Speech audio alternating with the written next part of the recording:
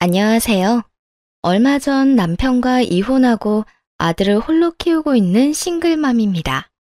주변 사람들이 이혼 사유를 많이 궁금해했지만 지금까지는 한 번도 이혼 사유를 정확히 이야기한 적이 없어요. 왜냐하면 차마 이야기하기에는 너무 쪽팔렸거든요. 게다가 친정까지 팔리게 되는 일이다 보니 웬만하면 이야기를 안 하게 되더라고요. 하지만 사연 글이라면 익명성을 빌어 허심탄회하게 이야기할 수 있을 것 같아 이렇게 글을 써봅니다. 저는 평범한 중소기업의 직원으로 남편과는 사내 커플이었어요. 비밀 연애를 2년간 하고 결국은 결혼까지 하게 됐죠. 결혼할 때까지만 해도 이상한 점은 딱히 느끼지 못했어요. 남편도 시댁 식구들도 그저 평범한 사람들이었거든요. 아니, 그렇다고만 생각했죠.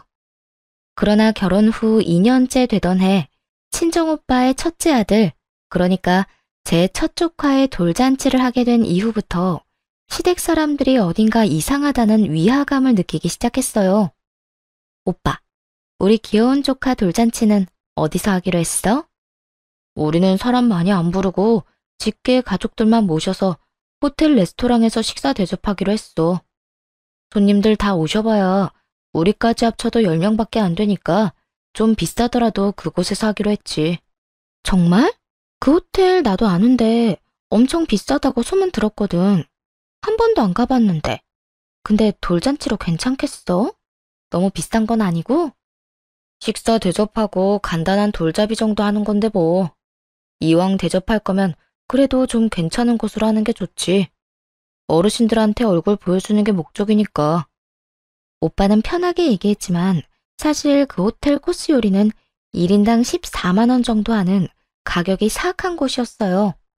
오빠는 잘 나가는 병원의 의사 선생님이어서 돈을 많이 벌었고 혜언니도 금융 쪽에서 일하는 재원으로 돈을 꽤나 많이 버는 직장인이었거든요.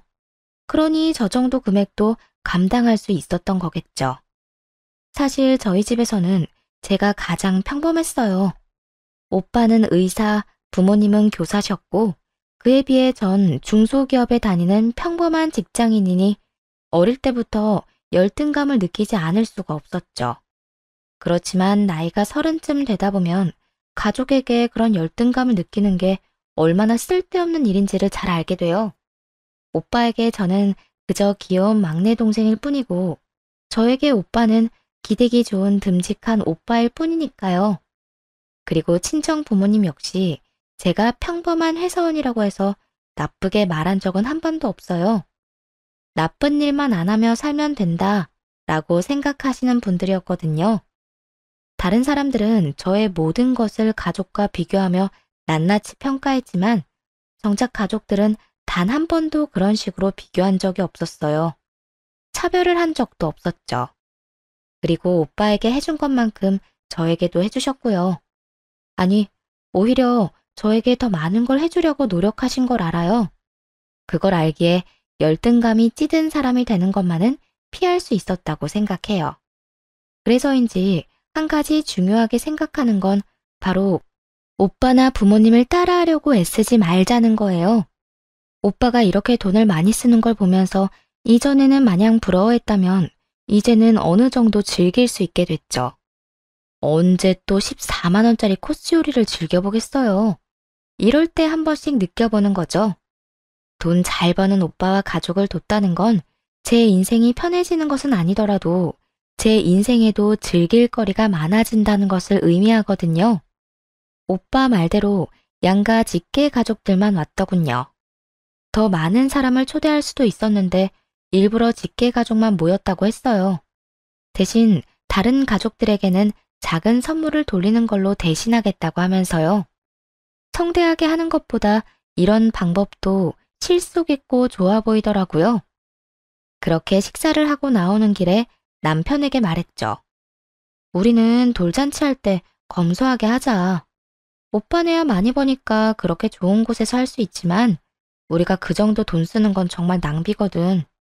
우리가 할 수 있는 선에서 아기자기하게 하면 될 거야. 한정식 집에서 5만 원짜리 코스 요리 정도면 괜찮지 않을까 싶네. 이 말에 남편은 좀 불만스러운 표정으로 이렇게 답하더군요. 그래도 어느 정도 급은 맞춰야 되지 않을까? 형님 오늘 하신 거 보니 우리가 너무 검소하게 하면 우습게 보일 것 같은데 당신 가족들도 그렇게 생각하실 거 아니야? 14만 원 코스 요리를 대접한 분들에게 5만 원짜리 코스 요리라니. 오빠가 유독 비싸게 한 것뿐이잖아.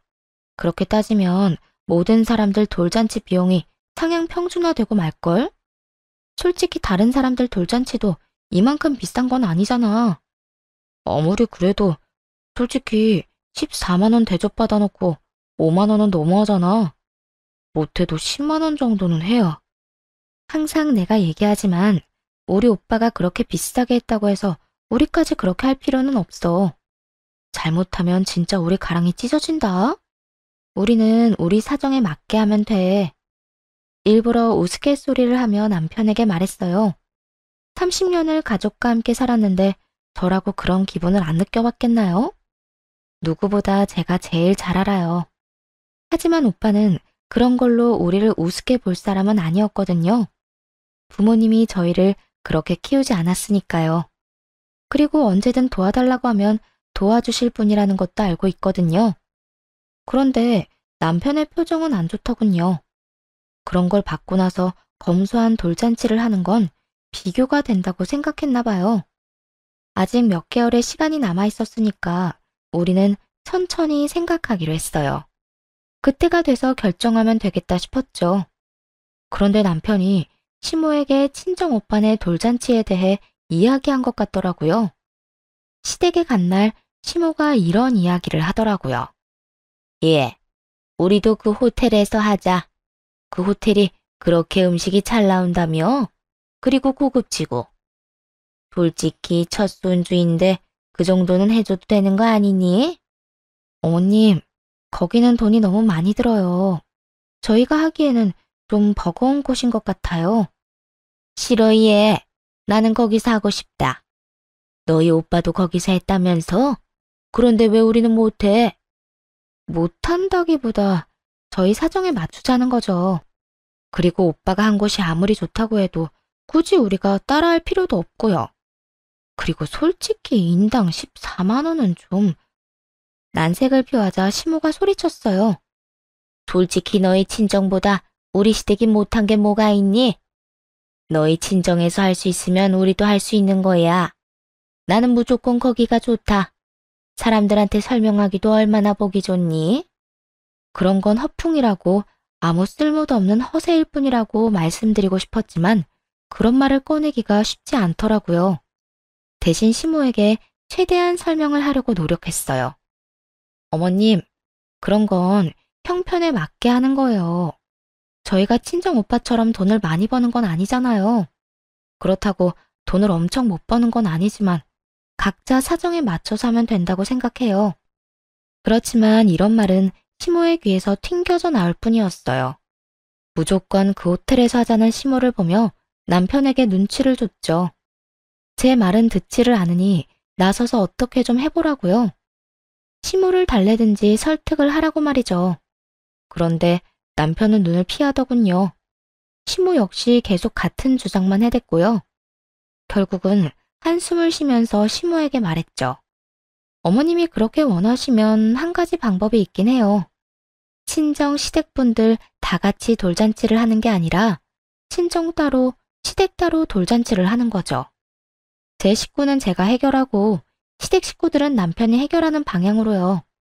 이 말에 남편은 당황했지만 시모는 아주 좋은 생각이라며 손뼉까지 치고는 그 자리에서 무언가를 쭉쭉 쓰더군요. 이름이더라고요. 그리고는 남편에게 주며 이야기했죠. 예, 이거 너희 돌잔치에 모실 사람들 이름이다. 이 사람들은 다 초대해야 돼. 알아들었니? 한 사람도 빼놓지 말고 다 초대해. 슬쩍만 봐도 얼추 20명은 넘겠더라고요. 다시 정확하게 세어보니 30명이었죠. 시모가 원하는 호텔의 코스 요리는 인당 14만 원. 그리고 그날 하루 초대할 사람이 30명. 대충 계산해도 400만 원이 훌쩍 넘는 엄청난 금액이 나오더군요. 그제야 정신을 차린 남편이 허둥지둥 시모에게 말했어요. 엄마, 사람이 너무 많아요. 명단에 있는 사람 좀 줄여봐요. 여기서 더 이상 못 줄여. 이 사람들 다 중요한 사람들이야. 그리고 네 아들 보여주는 건데 소규모로 할 거면 뭐하러 하니? 무조건 다 초청해야 되니까 그렇게 알고 있어. 강경한 시모의 모습에 남편이 슬쩍 저를 보더니 말하더라고요. 여보, 미안한데 돌잔치 할 때 돈 좀 보태주면 안 될까? 400만 원이나 마련하는 거 좀 무리인데. 나한테 그런 큰 돈이 어딨어. 미리 말하는데 나는 우리 부모님이랑 오빠들 모시고 1인당 5만 원짜리 한정식집 코스 갈 거야. 이게 내 선에서는 제일 괜찮은 선택인 거고. 그러면 너무 차이가 많이 나잖아. 그리고 당신이 돈을 아끼는 건데 아끼는 비용 나한테 준다고 생각하고. 내가 항상 말했지? 우리 상황에 맞게끔 하자고. 이거보다 더 크게 하는 건 내가 봤을 땐 낭비야. 낭비하는데 돈 쓰고 싶은 생각 없어. 차라리 그 돈 모아서 우리 애한테 더 좋은 거 입히고 더 좋은 거 먹이는 게 낫지. 저는 거절을 하고 시모는 무조건 거기서 해야 된다며 떼를 쓰고 중간에서 고통받던 남편은 제 말이 맞다고 생각했는지 시모를 향해 쏘아붙였어요. 엄마, 진짜 부를 사람 좀 줄여야 돼요. 나 이만큼 다 초대 못해요. 400만 원이 어디 애 이름도 아니고. 돈 없으니까 우리 적당히 합시다, 적당히. 에? 넌 어떻게 돼 내가 이렇게 우유부단해? 하겠다고 할 때는 언제고? 왜 우리는 거기서 못하는 건데? 돈이 없으면 아껴서라도 하면 되지.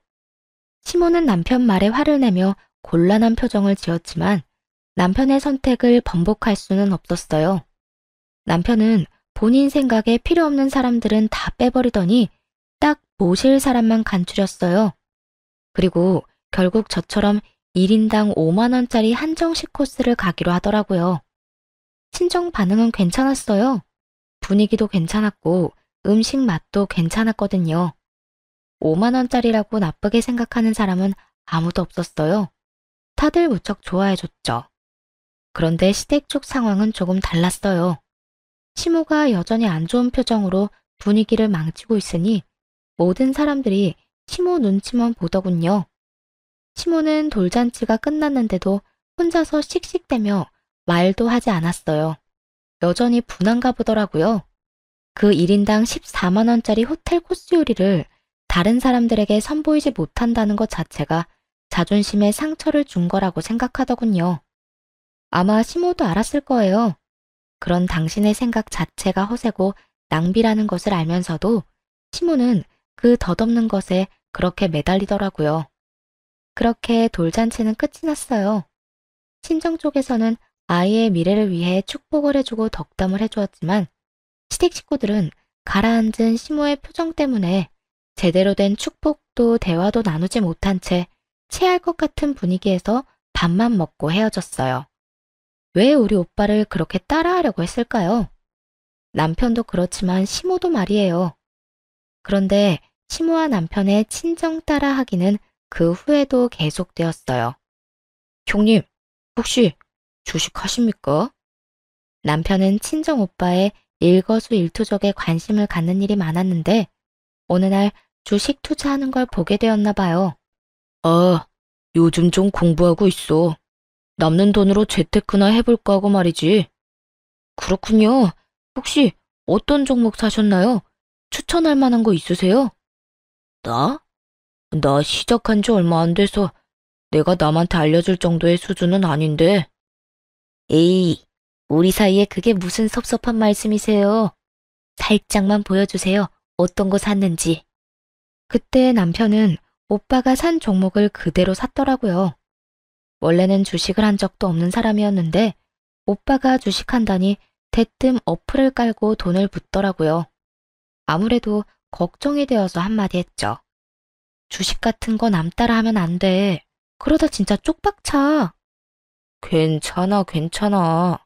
다른 사람도 아니고 당신 오빠잖아. 알아서 잘 되겠지. 내가 샀다는 거 알고 있는데 연락이라도 줄 거고. 오빠도 공부를 해가며 주식에 투자를 하고 있는 상황이었어요. 남편은 투자라고는 한 번도 해본 적이 없는 사람이었는데 오빠가 한다는 이유만으로 따라 시작하더군요.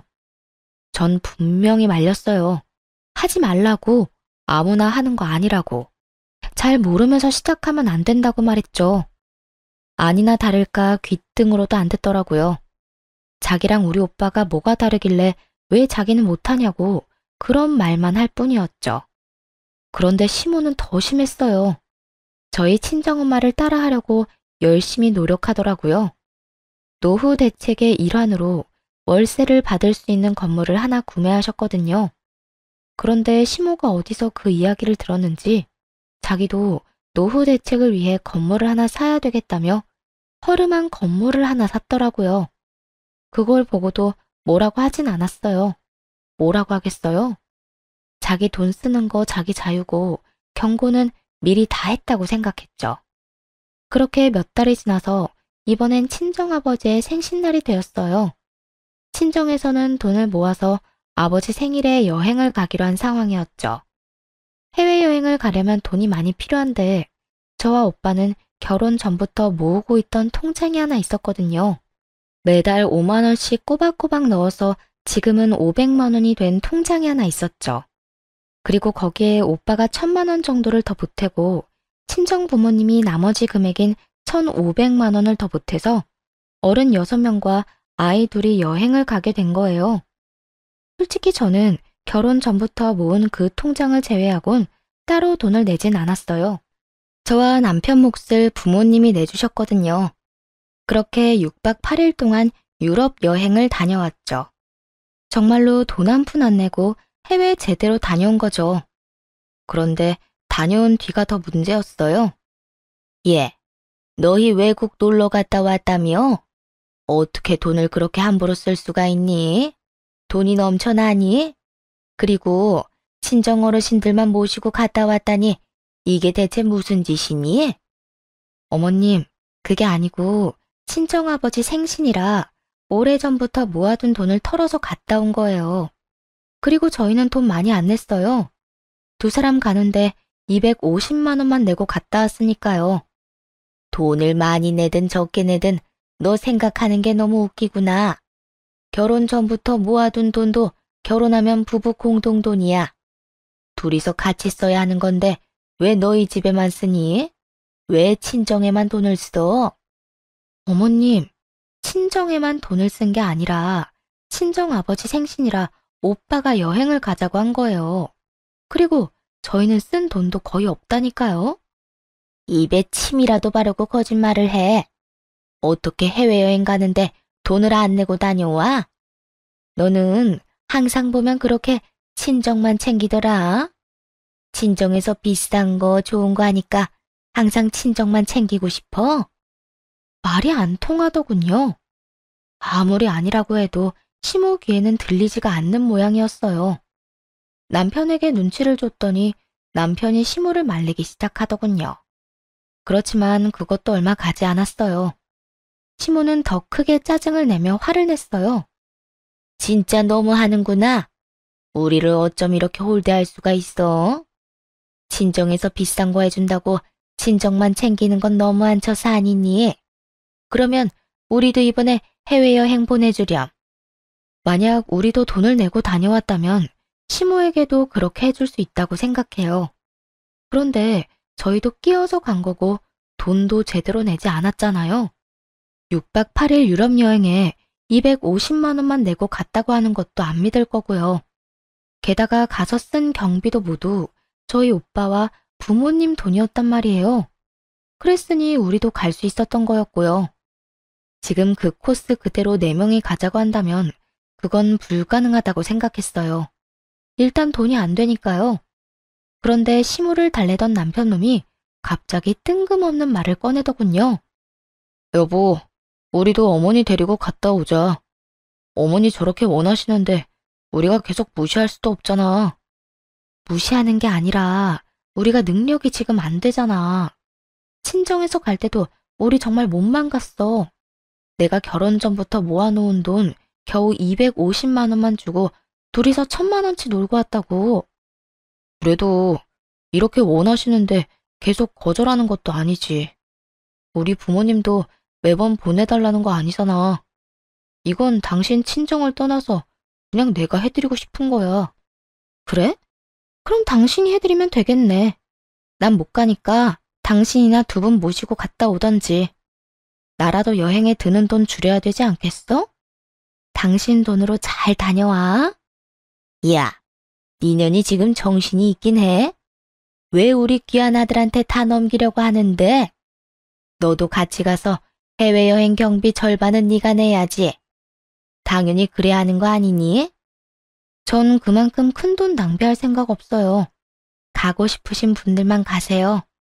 친정에는 그렇게 해주고 시댁에는 하나도 해주기 싫으니? 나는 너희 친정에 산 것처럼 똑같이 할 거야, 똑같이. 그러니까 너도 같이 가. 같이 가서 돈 내. 슬슬 저도 열이 받았어요. 왜 이렇게 떼를 쓰는지 모르겠더라고요. 차라리 국내 여행을 갔다 오자고 했으면 같이 갔을 거예요. 부담도 덜 되니까요. 저희가 충분히 여유가 되는 것도 아닌데 왜 막무가내로 저러는지 도무지 모르겠더라고요. 그것도 친정 이야기까지 들먹여가면서요. 시모의 그런 모습을 못 본 채 하고 남편에게 말했어요. 당신도 진짜 너무하다고 생각 안 해? 우리 아빠가 우리 여행 같이 갈 때 뭐라고 했는지 잊었어? 결혼하고 애 낳고 잘 사는 모습 보여줘서 고마운 마음에 여행 경비 대주는 거라고 말씀하셨던 건 잊었냐고. 그 이야기가 왜 여기서 나와? 너 진짜 협조 안 할 거야? 우리 부모님은 부모님 아니야? 왜 우리 부모님은 모시고 가기 싫어하는 건데? 모시고 가기 싫은 게 아니라고. 차라리 국내 여행을 가자고 했으면 흔쾌히 같이 갔을 거야. 그런데 해외여행은 아니잖아. 돈이 얼마나 많이 드는지 알잖아. 그러니까 우리 둘이서 돈 절약해서 모으면 되지. 그리고 나머지는 카드로 긁으면 어떻게든 될 거 아니야. 카드? 너 지금 빚내서 가자는 거야? 그 여행 가는데 최소 1,000만 원은 든다고 정신 좀 차려. 우리 집 살 때 대출 받는 것도 벌벌 떨었어. 왜 빚을 내면서까지 부모님 해외여행을 보내드려야 해? 능력 있을 때 돈 생기면 그때 보내드리면 되잖아. 너 지금 나 돈 없다고 무시하는 거야? 와, 너 그렇게 안 받는데 진짜 너무하다. 하기야, 친정에 그렇게 돈이 많으니까 무시할 만도 하겠네. 그래서 우리 엄마도 나도 이렇게 무시하는 거야? 남편 말을 듣고 있으니 정말 열불이 터지겠더라고요. 남편과 시댁을 무시했으면 결혼은 왜 했겠어요? 왜 이런 인간을 데리고 아버지 생일날 해외여행까지 갔다 왔겠냐고요. 그게 다 이 인간이랑 잘해보려고 그렇게 한 건데 이 사람은 그저 시모의 짜증에 동조해서는 그 이야기만 내내 하더군요. 그놈의 해외여행. 아니, 가고 싶으면 지들끼리 갔다 오면 되잖아요. 왜 나를 끼워가려고 하는 건지. 돈 더 내게 할 생각으로 그런 거라는 건 알지만 아무리 생각해도 이건 돈 낭비잖아요. 무시할 거였으면 내가 너 데리고 해외여행을 왜 가? 그렇다고 내가 돈 없다고 너한테 뭐라 한 적 있어? 그런 적 단 한 번도 없어. 나는 내 형편 이해해. 그런데 네가 왜 그걸 이해를 못해? 잘난 부모님 오빠들 틈에서 열등감 가지며 살았던 저도 현재 상황과 처지를 이해하며 살고 있었어요. 가족들과 비교하면 별거 아닌 인생처럼 보일지라도 때때로 그렇게까지 못 사는 건 아니라고 깨닫기도 해요. 잘난 가족들과 함께 있으면서 깨달은 게 하나 있는데 그건 바로 비교하지 말자는 거였거든요. 비교해봤자 끝이 없고 차라리 그럴 시간에 좀 더 잘 사는 법을 찾는 게 더 빠를 일이었죠. 이에 대해서는 결혼할 때도 남편에게 몇 번이고 이야기했었어요. 오빠는 오빠고 나는 나다. 그러니까 나는 나답게 살 거라고 말이죠. 남편에게도 오빠 하는 거 신경 쓰지 말라고도 했었고요. 일부러 보여주려고 그러는 것도 아니고 그저 나에게 잘해주고 싶어서 비싼 것도 대접해주고 선물해주고 하는 거 아니라고 말이에요. 그래서 나도 오빠에게 열등감 같은 건 안 갖는다고요. 그러니 너도 우리 오빠나 아빠 행동 오해하지 말라고. 그런데도 남편은 우리 가족을 향한 열등감을 드러냈어요. 그건 시모도 마찬가지였죠. 그러니까 되지도 않는 요구를 하면서 무리한 부탁을 하는 거였겠죠. 그래서 결국 해주기 싫다는 말이잖아. 나더러 분수나 지키면서 살라는 거고. 이게 그렇게 힘든 일이야? 시부모님 위해서 돈 좀 쓰라는 게? 화가 났는지 남편 놈이 버럭 소리를 지르더군요. 본래 그리 큰 소리를 내는 사람이 아니었는데 이렇게 화를 내는 것을 보고 마음이 짜게 식어갔네요. 해주기 싫다는 게 아니라 이유를 들었음에도 여전히 따지고 있었고요. 저도 더는 참지 않았어요. 남편 놈과 시모의 행동에 완전히 정이 뚝 떨어져 버렸거든요. 그래, 나 못해줘. 계속 이런 식으로 쓸데없는 거 요구할 거면 이혼해. 난 그렇게 못하니까 하고 싶으면 당신이 혼자 하라고. 그리고 돈 빌려서 부모님 해외여행 보내면 당신은 나랑 이혼인 거고. 결국 시모는 열이 받았는지 저한테 삿대질을 하며 화를 쏟아내더군요. 네가 뭔데 우리 아들한테 이혼하자고 하는 거야? 친정 잘났다고 너까지 잘난 줄 알아? 야, 너 우리 아들 아니었으면 결혼도 못했을 거라고. 중소기업 주제에 친정 믿고 이딴 식으로 상처 준다 이거지? 자기 아들도 저랑 똑같은 회사 다니는데 저런 식으로 말하는 게 괜찮나 싶었어요. 하긴 화가 나니까 아무 말이나 하는 거겠죠. 그 말이 아들을 더 비참하게 만드는지도 모르고 시모가 저러니 저도 시모에게 말해줬죠. 이혼에는 남편놈 지분뿐만 아니라 시모 지분도 듬뿍 들어있다는 사실을요. 어머님도 똑같잖아요. 저희 친정이 그렇게 부러우세요? 뱁새가 황새 쫓아가다가 가랑이 찢어진다고. 지금 어머님이랑 이 사람 가랑이가 찢어지기 일보 직전이거든요. 여행 가고 싶으면 본인 돈으로 가세요. 며느리한테 손 벌리지 말고. 야, 너 진짜 여태껏 우리를 그런 식으로 생각했니? 우리가 왜 너희 집을 부러워해? 그런 집에서 시집 오니까 우리가 열등감 가진 사람처럼 보여? 그리고 누가 손을 벌려? 우리도 너 필요 없어. 전곡을 콕 찔렀는지 시모가 얼굴이 빨개진 채로 반박하더군요. 그러니까요. 열등감 가진 것도 아니고 우리 집 따라 하려는 것도 아니면 그냥 본인 돈으로 여행 갔다 오면 될 일이잖아요. 그런데 왜 저랑 남편을 붙잡고 저런 말을 하는 건지. 그러니까요. 능력 되시면 알아서 갔다 오면 되는데 계속 애먼 아들 부부만 붙잡고 늘어지니 하는 말이잖아요. 그리고 아들 말 못 들었어요? 돈 없으니 카드 빚내서 가자고 하잖아요. 아들 빚 만들면서 여행 가는 거 기분 참 좋으시겠어요? 우리 아들이 홧김에 그런 이야기 한 거지. 진짜 능력이 없어서 그런 말 한 거 아니야. 너는 네 남편 능력을 그렇게 폄하하고 싶은 거야? 폄하가 아니라 진실이고 저희 벌어봐야 그렇게 많이 못 벌어요. 정말 걱정돼서 한 이야기라고요. 이러다가 망하는 거는 시댁이니까. 아니, 뭐 할 때마다 다 따라하면 돈이 남아 나겠냐고요. 넌 망한다는 말을 어떻게 그렇게 쉽게 해? 네가 이렇게 속 좁은 인간인지 몰랐어. 차라리 친정의 돈을 빌려서라도 같이 갔으면 이렇게 우리 엄마랑 나랑 싸울 일은 없을 거 아니야. 남편 놈의 입에서 무심코 나온 말이 순간 제 머리를 꽝 하고 쳤어요. 친정의 돈을 빌려서라도 같이 가자니 이게 무슨 해괴한 말인가요? 지금 그 말은 친정 돈으로 시댁 호강시켜주자는 말이잖아요. 이 이야기를 듣는데 수만 가지 생각이 스쳐 지나가더군요.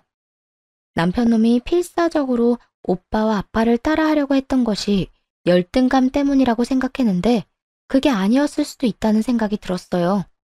설마 우리 집 돈을 노리고 나랑 결혼했나? 싶은 생각이 순간적으로 들었죠. 너 미쳤어? 왜 내가 친정에서 돈을 빌려서 시댁 해외여행을 보내줘야 되는데? 넌 그럼 우리 엄마가 뭐 하자고 하면 돈 빌려줄 수 있어? 너희 엄마한테 돈 좀 빌려달라고 얘기할 수 있냐고. 아니, 장인 장모님은 돈 많이 버시잖아. 굳이 우리한테 돈 빌릴 일이 없지. 당신 우는 소리 조금만 해도 어차피 돈 주실 거 아니야. 그런 쉬운 방법을 두고 무슨 우리 부모님이랑 계속 싸우냐고. 우는 소리만 해도 돈을 준다니 딸 자식에 대한 부모의 마음을 감히 저딴 더러운 생각으로 까내리는 남편놈을 보며 분노가 치솟다 못해 완전히 터져버렸어요. 저희 부모님이 마음이 약해서 물심양면으로 지원해주는 면이 있다는 건 저도 알아요. 그래서 신혼집을 살 때도 부모님이 많이 지원해줬거든요. 솔직하게 말해서 남편 말처럼 하면 부모님은 뭐든 저한테 해주실 분이란 것도 잘 알아요. 마음만 먹으면 그 재산 빼서 남편과 시댁 배부르게 할 수도 있겠죠. 그런데 그런 짓을 하려면 시댁과 남편에게 최소한의 애정이라도 있어야 가능한 거잖아요. 남편놈은 그 최소한의 애정마저 다 사라지게 만들어 놓고는 태연스럽게 저딴 말을 하더군요. 그게 쉬운 방법이라고? 우리 부모님 돈 빼기 쉬운 법? 너 설마 우리 부모님 재산 보고 나랑 결혼했니? 너 이런 식으로 생각하고 있었던 거 나는 여태 몰랐는데? 갑자기 이 결혼에 의심이 확 드는데? 아니, 말이 그렇다는 거지. 돈 많은 집에서 돈 빌려다 쓰는 게 뭐가 그렇게 어려운 일인데? 네가 말 한마디 하면 돈 척척 내주시는 분들이잖아. 그 덕 좀 보자는데 뭐가 그렇게 짜증인데? 야, 놀러 가고 싶으면 네가 돈 벌어서 가. 왜 우리 엄마한테 너희 가족 놀러 가는 비용을 대달래? 정신 나간 놈아. 공짜로 얻어먹은 게 얼마인지 기억도 안 나지? 인간이 염치가 없으면 분수라도 알아야 되는 법이야. 난 친정 돈으로 시댁 건사할 생각 없으니까 너희 집안일은 네가 알아서 해. 야, 누가 우리 집 건사하겠어? 그냥 여행만 잠깐 편하게 갔다 오자는 건데. 내 앞에서 여행의 여자도 꺼내지 마.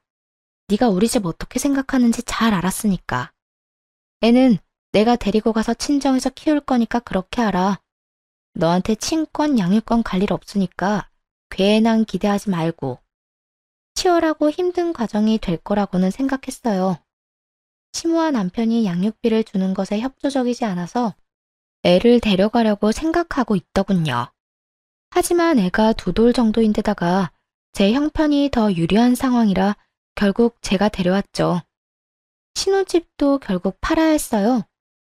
소송할 때 남편놈과 시모를 만날 일이 있었는데 이렇게 말했거든요. 그 집 팔아서 나온 돈으로 당신 부모님 모시고 해외여행 다녀오면 되겠네. 잘됐다. 남한테 구걸해서 다녀오느니 그 돈으로 다녀오는 게 훨씬 낫지. 뭐 양육비는 잊지 말고 꼬박꼬박 보내. 이 말에 남편놈은 완전 열이 받은 눈치였는데 시모가 그걸 뜯어 말리더군요. 처갓집 따라 하려다가 해외여행도 못 가고 자기 고집 때문에 아들 이혼까지 시키게 됐고 아들 신혼집까지 반토막 냈잖아요.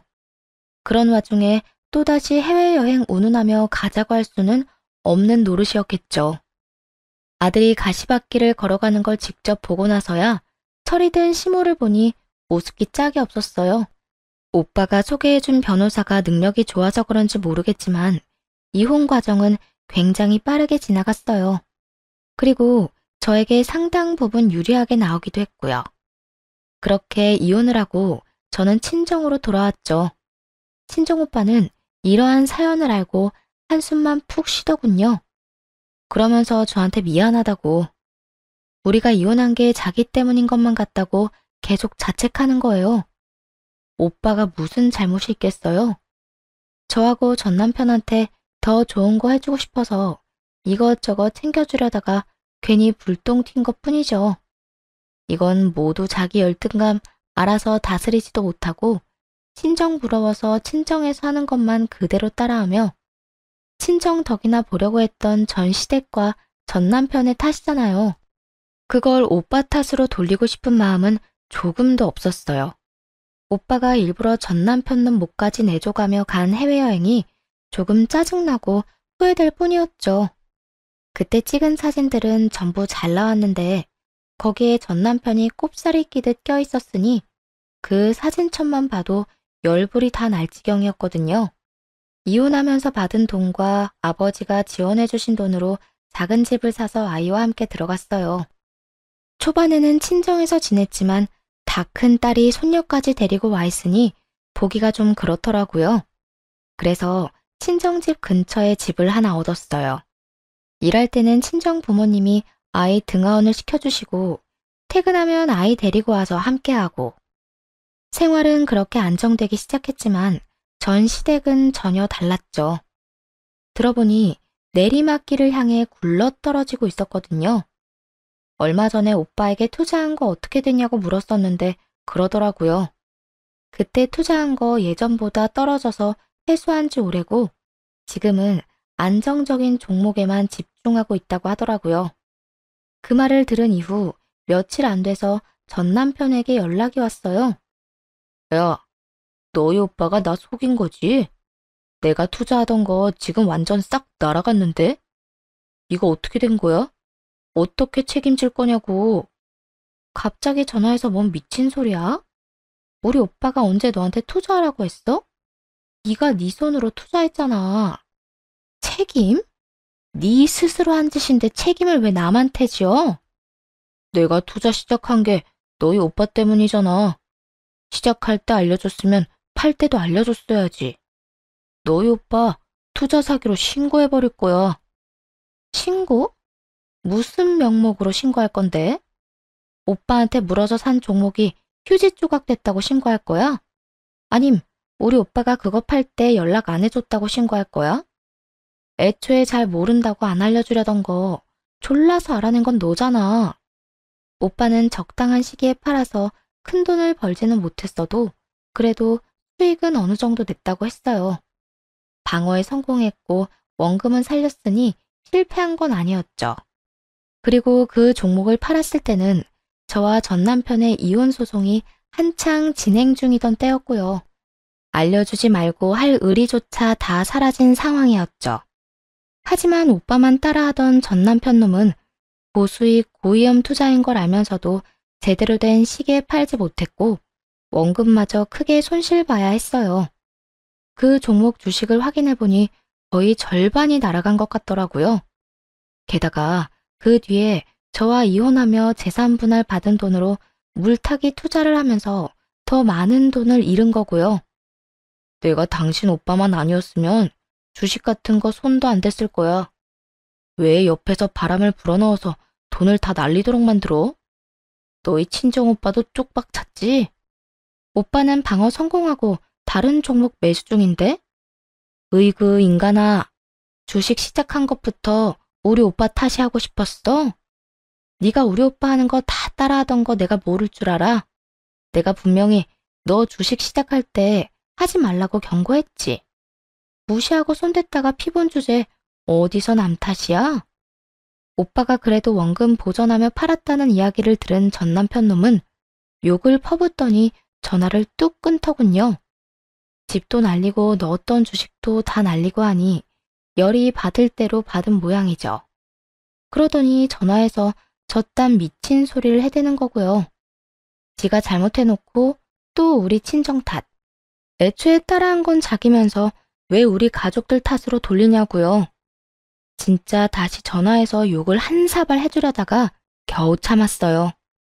그런데 남편 놈보다 더 쪽박 찬 사람이 있더라고요. 바로 전시모였죠. 전시모 이야기는 친정엄마가 와서 알려줬어요. 딸, 너희 예전 시어머니 있잖니? 지금 난리도 아니래. 왜? 그 집에 무슨 일이 생겼대? 아들놈은 얼마 전에 전화와서 되도 않는 이야기 하긴 하던데. 아들놈 때문에? 아니, 그 건물 하나 샀다고 했잖니. 평균보다 싸게 나온 매물 원룸 건물 있잖아. 아, 알지. 그때 영혼까지 탈탈 끌어모아서 산 건물.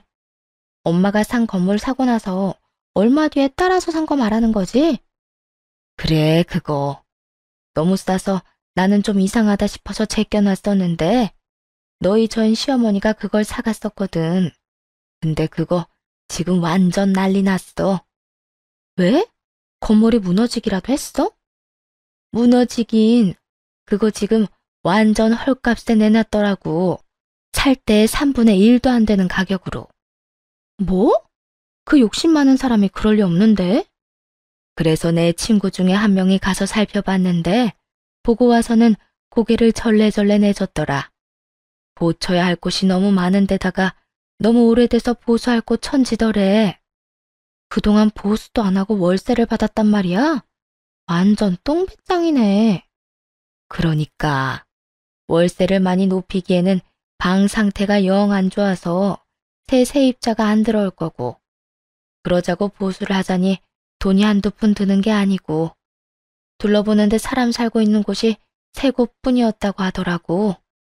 완전히 망했네? 아니, 왜 그랬을까? 상식적으로 생각해봐도 깨끗해야 사람들이 잘 들어올 거 아니야. 그게 하나같이 문제 있는 사람들만 남아있대. 왜? 욕하고 소리 지르고 하는 사람들 있잖아. 결국 고칠 곳은 많지. 그런 세입자들 때문에 다른 세입자들은 계속 빠져나가지. 아예 감당이 안 되는 것 같더라고. 당시 전 시모가 그 건물을 살 때 기뻐했던 모습을 떠올렸어요. 그때 시모는 대출을 엄청 끌어서 그 건물을 샀거든요. 그러면서 매달 나오는 월세로 대출도 갚고 용돈도 벌겠다며 완전히 희망에 차서 말을 했었죠. 그러면서 건물 살 때는 최소한의 확인도 안 해보고 그냥 싸다는 이유만으로 덜컥 계약을 한 거였던 거예요. 당시에 제대로 확인하고 건물을 샀으면 이런 일이 벌어질 리 없었을 거예요. 제대로 관리가 잘 된 건물이어야 월세를 많이 받을 수 있으니까요. 결국은 지금도 팔려고 내놓긴 했는데 상황을 보니 사려는 사람이 없다고 하더라고요. 도리어 가격을 완전히 후려쳐서 허물고 그 자리에 새로 지으려는 사람만 오니 말 다 한 거죠. 그런데 더 웃긴 일이 하나 더 있었네요. 근데 네 전 남편도 상황은 별로 안 좋아 보이던데? 얼마 전에 쫓겨났다는 이야기 들었어. 시댁에서 쫓겨났다고? 시모가 아들을 쫓아낼 사람은 아닌데? 의아했던 저는 이내 그 이유를 알 수 있었어요. 전 남편이 얼마 뒤 제게 찾아왔거든요. 새빨간 꽃다발을 들고. 처음에는 이게 무슨 몰래카메라인 줄 알았어요. 장미 꽃다발? 결혼하고 나서 단 한 번도 준 적 없던 꽃다발을 왜 지금 가져왔는지 의문이었죠. 뭐, 그 이유는 금방 알 수 있었지만요. 여보, 나 아직 당신을 마음속에서 완전히 정리 못했어. 나는 당신 남편이잖아. 제발 나 좀 용서해줘, 응? 우리 좋았던 날들도 많았잖아. 전 남편 놈은 정말 닭똥 같은 눈물을 뚝뚝 흘리며 감히 용서를 해달라며 이야기하더군요. 그 모습에 마음이 흔들리기는커녕 짜증이 확 치밀어 올랐어요. 이미 다 끝난 마당에 왜 이런 미친 짓을 할까? 그저 궁금할 뿐이었죠. 꽃다발을 본체만 채도 안 하고 말했어요. 너 뻔뻔함이 늘었네? 꽃다발? 그래, 이야기나 들어보자. 이딴 거 들고 찾아온 이유, 너희 엄마 집에서 잘 지내는 거 아니었어? 갑자기 발작 버튼을 누른 사람처럼 남편 놈이 발광을 하더군요. 엄마 이야기는 하지도 마. 우리 엄마 진짜 미쳤나 봐. 나한테 집 나가라고 짐까지 싸서 내보내잖아. 아무리 내가 잘못했다고 해도 그렇지. 어떻게 아들을 이렇게 내다 버릴 수 있냐고. 네가 뭘 잘못했는데? 그냥 주식으로 돈 좀 날렸지. 그렇게 돈 다 날리고 본가에 얹혀 살면서 엄마한테 증여라도 먼저 해달라고 했거든. 어차피 죽어서 상속받을 건데 그 전에 주면 더 좋지 않겠냐고. 와, 아직 팔팔하게 살아있는 부모에게 증여를 하라고 강요했다는 전 남편 놈을 보며 감탄밖에 안 나왔어요. 나쁜 의미로요. 전 남편은 제 눈에 한심함이 차는 것도 못 보고 자기 할 말만 주절거리더군요. 근데 엄마가 완전 미친 사람처럼 화를 내는 거야. 아니, 그 말도 안 되는 원룸 건물 내가 사라고 했나? 그게 매달 적자가 나는 게 어떻게 내 탓이야? 엄마 탓이지. 보는 눈도 없으면서 그런 건물 사서 처치도 못하고 있으니 죽을 맛인 건 알지만 그걸 내 탓으로 하는 건 아니지. 전 남편이 시모에게 미친 짓을 하니 시모가 내쫓았던 거더라고요. 귀한 아들, 우리 아들 하며 난리치더니 결국은 자기 힘드니 쳐내버리는 거 보고 참으로 얄팍한 가족이구나 싶었어요. 저는 전 남편에게 똑똑히 말했어요. 당신 이야기 들으니 확신이 선다. 절대로 거기 돌아가면 안 된다는 거 말이야. 너랑 너희 어머니 둘 다 문제였던 거 이제 확실히 알겠네. 쓸데없는 짓 하지 말고 돌아가서 얌전히 살아. 사고 치지 말고. 그렇게 말하며 저는 전 남편 놈이 가지고 있던 가방과 구두, 시계를 보며 말했죠. 월 400도 안 되는 월급쟁이가 가지고 있기에는 너무 비싼 물건들이었죠. 내가 봤을 때 넌 정신 차리려면 한참 멀었어. 돈 없는데도 그렇게 비싼 것들 차고 다니는 거 보면 이미 허영심이 머리를 꽉 채운 모양인데. 나는 남의 뒷공문이나 쫓다가 가랑이 찢어지기는 싫거든? 내가 뭘 그렇게 잘못했는데?